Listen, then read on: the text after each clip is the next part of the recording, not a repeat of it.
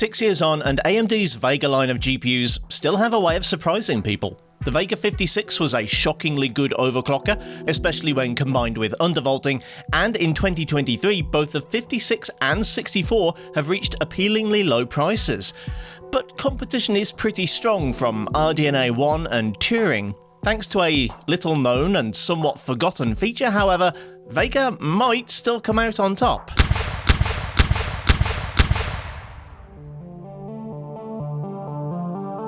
Team Green evidently caught AMD off guard with Pascal, as Vega 56 and 64 would only emerge to meet GTX 1070 and 1080 more than a year after the Nvidias were released. The people who did buy Vega found out they were remarkably flexible when it comes to dropping voltages and increasing clocks. However, I'm not going to retread that particular ground today. I already covered much of it with the Vega 56 last year. Like that card, the Vega 64 can run at higher than stock clocks with lower than stock voltages, meaning for a 5 to 15% uplift over stock with virtually the same power consumption. In this video, I'm going to be running this Sapphire Vega 64 at what I consider to be optimal settings. I've adjusted the power curve in Afterburner to roughly output 1700 MHz at 1.1 volts, with the power limit slider pushed to the maximum. The really interesting thing that I learned about from my friends over at Hardware Lab is a feature called HBCC, or High Bandwidth Cache Controller. This feature is unique to more recent AMD cards with HBM VRAM. I'm not aware of an equivalent for the Nvidia Titan V, and I believe the AMD Fury cards aren't compatible with it. HBCC kinda allows for unlimited VRAM? Your system RAM becomes your video memory, with a slider in the drivers allowing you to determine just how much of it can be allocated to the graphics card. Of course, if you've ever used integrated graphics, you'll know that using standard DRAM for video isn't always the best idea. Instead of VRAM being immediately accessible to the GPU, data has to travel via the memory and PCIe buses, creating latency. However, the idea of HBCC is that the 8GB of ultra-fast HBM2 on the card acts as a cache, reducing any latency issues. The reason you probably don't hear much about HBCC these days is, well, it didn't catch on. HBCC isn't enabled on cards with GDDR6 or other more conventional types of memory like those used in the RX 6000 and 7000 series, and HBM cards are now few and far between. The only cards I'm aware of that can use this function are this Vega 64, the lower-end Vega 56, and the Radeon 7, all of which were cards that already had quite a lot of VRAM for their day. Well, 8 gigs isn't all that impressive in 2023. Several of this year's games use 6 to 7 gigs at 1080p, so it could be that HBCC was a technology waiting for its moment in the sun. To see if that's the case, I'm running my usual test suite on my usual test bench, the Ryzen 5 5600X and 32 gigs of DDR4 3600 CL16. The drivers are the official Adrenalin 23.8.1 set, which were the latest available at the time of recording. This means I don't have access to Smart Access Memory, aka resizable bar. This is something that I could test with Nime's drivers, but I'll leave that for another video. Starting with the obvious candidate, The Last of Us, and the Vega 64 puts up a pretty reasonable showing for a 6-year-old card. At 1080 high, we have enough performance for a fairly variable 50 to 60 FPS, averaging at 56.6. Enabling HBCC and giving us access to even more VRAM means nothing. The frame rate is somewhat lower, but close enough to be within margin of error. However, at this point, we are technically below the 8GB maximum, so maybe I need to do what all the big name channels do and bang the quality up to ultra. This pushes us way above the 8GB requirement, according to the menu, and so should definitely cause some instability. Sure enough, while averages are a perfectly playable 45 and lows are a respectable 37, that's not the whole story. There are enough frame time spikes as the VRAM overflows to send 0.1% into the single digits. Enabling HBCC scarcely affects the averages and even the 1%, but completely irons out those massive frame time spikes. 0.1%'s climb from 9.7 to 33.4. And yes, I did restart the game in between tests.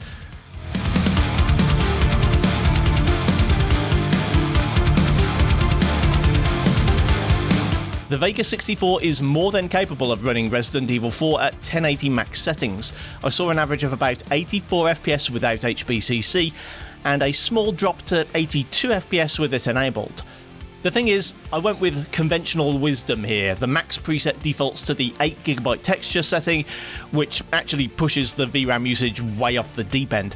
To keep things under control, I simply dropped the texture setting to 2GB, hence why HBCC makes little or no appreciable difference.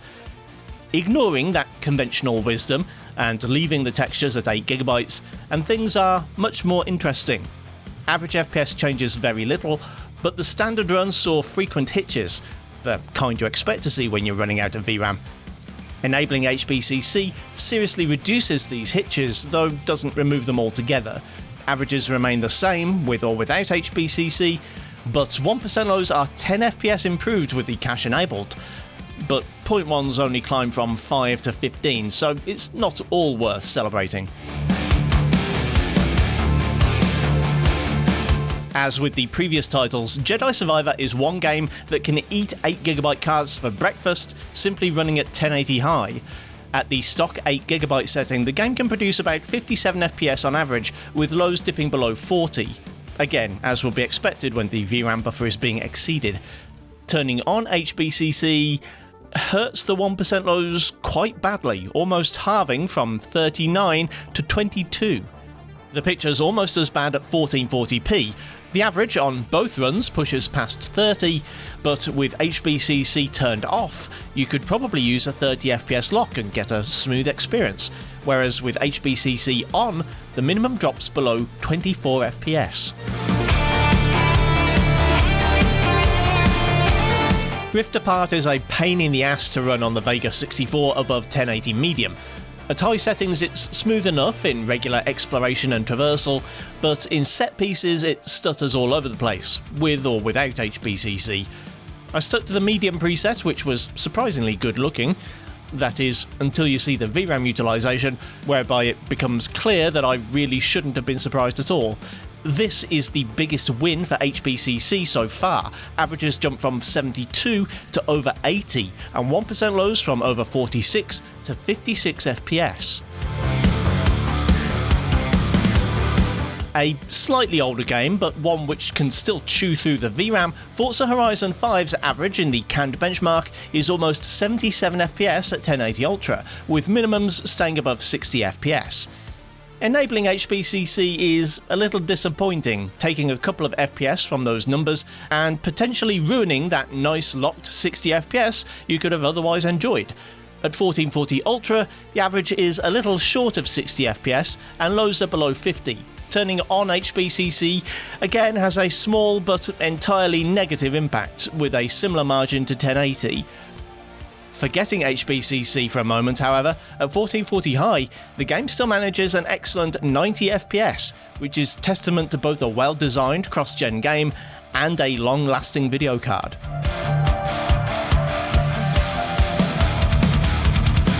I had a pleasant surprise while testing Halo Infinite. In most of my testing of the Vega 64, there isn't much crossover with the Vega 56 results from last year. Where there is, it's about 10% in favour of the 64 on average, but Halo bucks that trend. I don't know if there was a major game optimization or a driver fix between those times, but the 73 FPS average from the Vega 64 is about 19 FPS higher than the Vega 56, and 1% lows remain above 60 FPS. Enabling HBCC is, again, disappointing. Averages drop about 5% and lows by more than 10%. I was kinda surprised how little VRAM Plague Tale Requiem uses, at least when compared to the rest of the lineup. I mean, it's still a raging hellstorm of a game that will tax even the most powerful GPUs, but it's doing so without overly burdening the VRAM. At 1080 high with scaling set to ultra quality, which I'm told means no upscaling at all, but I have my doubts, the Vega manages 62 FPS on average and 46 lows. With HBCC enabled, the numbers are almost identical. Again, as the VRAM isn't being particularly taxed, this shouldn't be too unexpected. The story is exactly the same at 1440. Averages fall just short of 50 FPS, with lows slightly below 40, both with and without HBCC. Spider-Man Remastered is the first game I tested, and initially I thought I was in for a rough ride with HBCC. At stock settings with the normal 8GB frame buffer, the 1080p run managed 93 FPS with lows below 50. Not bad, nothing earth-shattering, but a good result for the Vega 64. Enabling HBCC initially saw a hefty drop-off, with averages in the low 80s. However, I realised my RAM frequency had reset to 2666 CL20, and after restoring it to 3600 CL16, the HBCC run was a less disappointing, yet still lower 91 FPS. This brought up an interesting possibility. Perhaps HBCC needs higher frequency, lower latency RAM to make it really sing. Unfortunately, my 5600X's memory controller doesn't do too well above 3600, and I don't have any Ryzen APUs that can run my 4000 speed RAM at its rated speed anymore. Perhaps one day I'll repeat these tests with some fast DDR5 on a more modern platform, but that will have to wait till I get a bigger budget. Returning to the matter at hand, at 1440, Spidey's average swings downwards by 10% with HBCC enabled, from nearly 73 FPS to 66. Continuing the theme of slightly less demanding modern PlayStation ports, God of War isn't phased by an 8GB frame buffer at 1080 or 1440 Ultra. At 1080p, my test run completed with an average of 67.4 FPS with HBCC off and 66.9 FPS with HBCC on. While 1% lows were higher on the HBCC run, it was only by 0.2 FPS, so I think it's fair to say this high bandwidth cache controller isn't doing much. At 1440, the average is a literally identical 54.8 FPS, and lows once more differ by 0.2 FPS, though this time in favour of no HBCC, so go figure.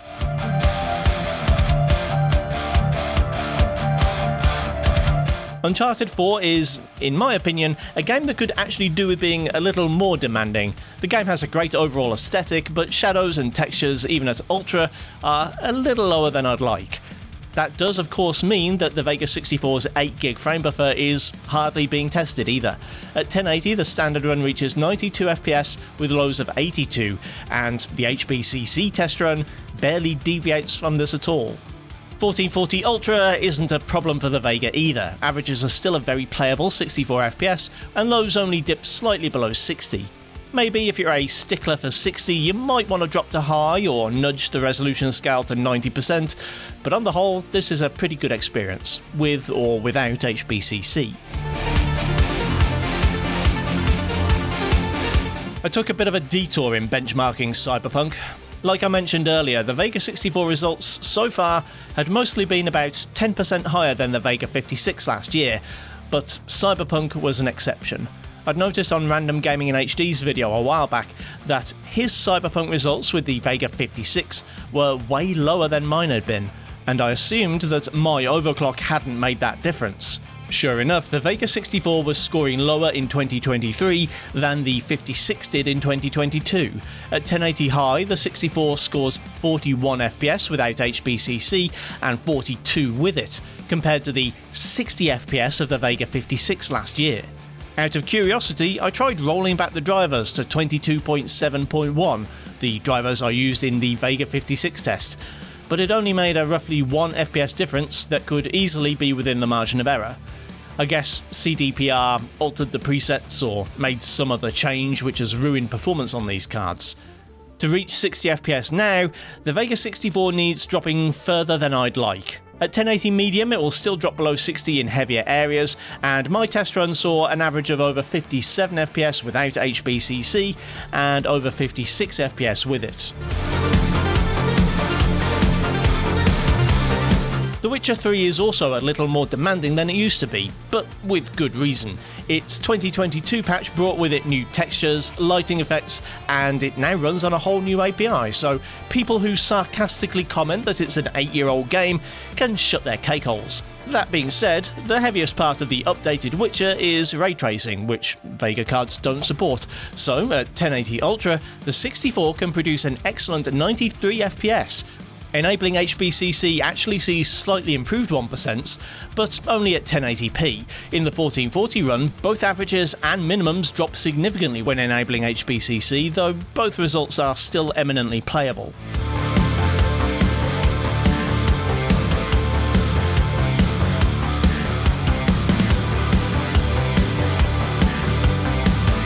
This video was delayed by a week for a bunch of reasons. Thankfully, this gave me enough time to add in a quick benchmark of the newly released Starfield.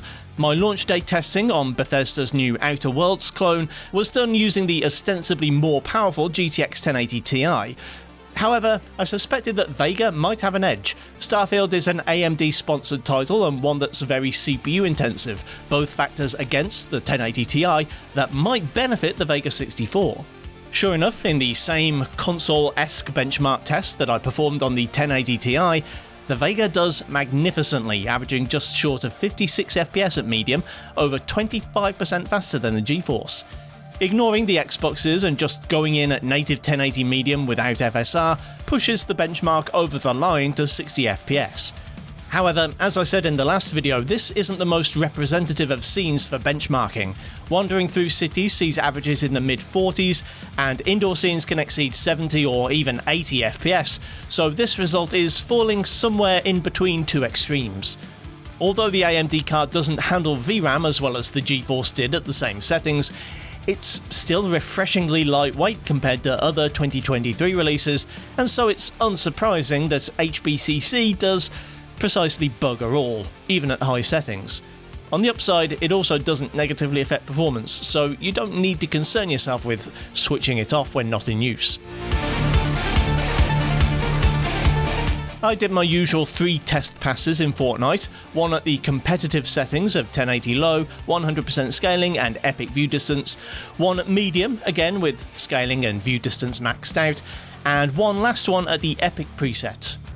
I didn't feel the need to test HBCC with the first two. They're not taxing the VRAM, and enabling it is only going to harm what are some pretty excellent frame rates.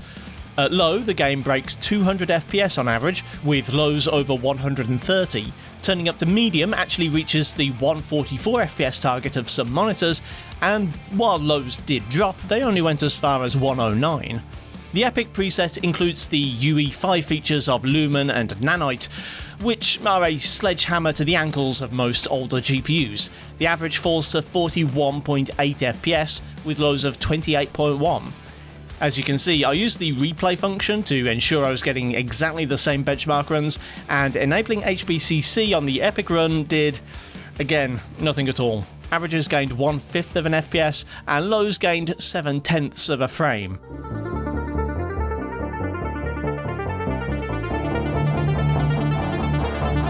I'm sorry, but I gave up on Warzone. I do technically have numbers. At 1080 Ultra I saw an average of 86 FPS without HBCC, and half a frame less with HBCC, but the lows... Oh god, the lows.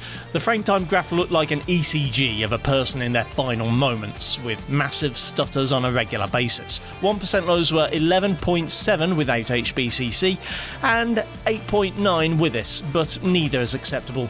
During the HBCC run, I also saw these incredible glitches, where what should have been bloom effects bleached out and turned black and pixelated.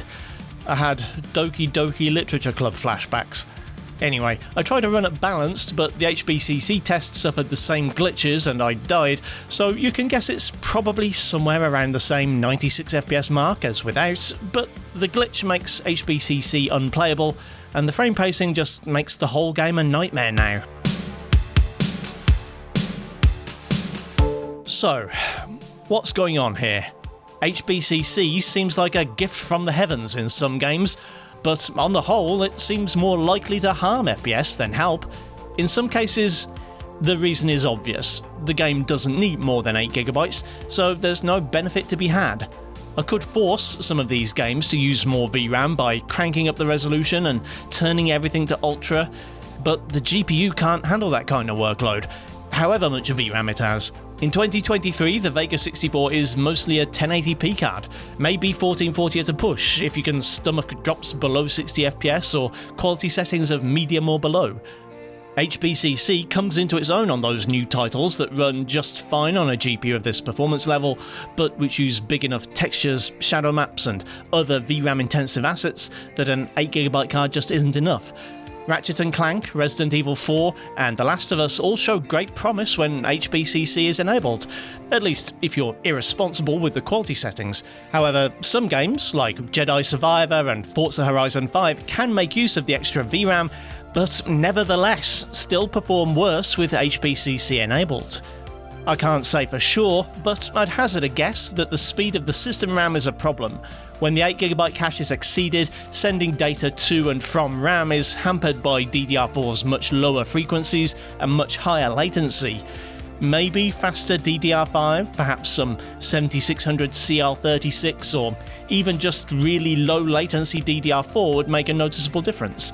But to be honest, as well as the Vega 64 is holding up, it's not worth pairing with the kind of high-end system that would have that kind of memory.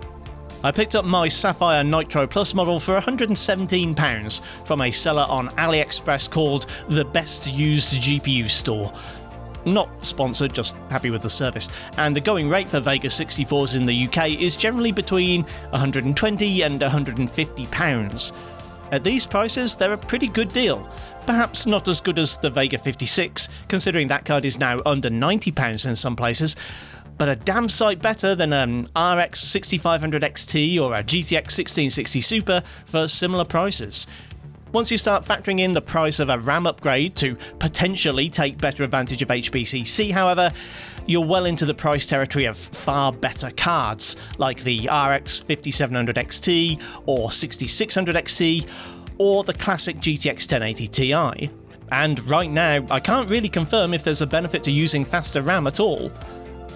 High bandwidth cache controller then, an interesting technology which has a reason to exist, and which in very select circumstances can actually help even slightly dated premium cards run demanding 2023 console ports, but which would have been better placed on something lower end, so that gamers on a budget could make better use of it. Kinda like DLSS. Thanks for watching, kindly do the usual YouTube things if you feel so inclined, and I'll see you next time.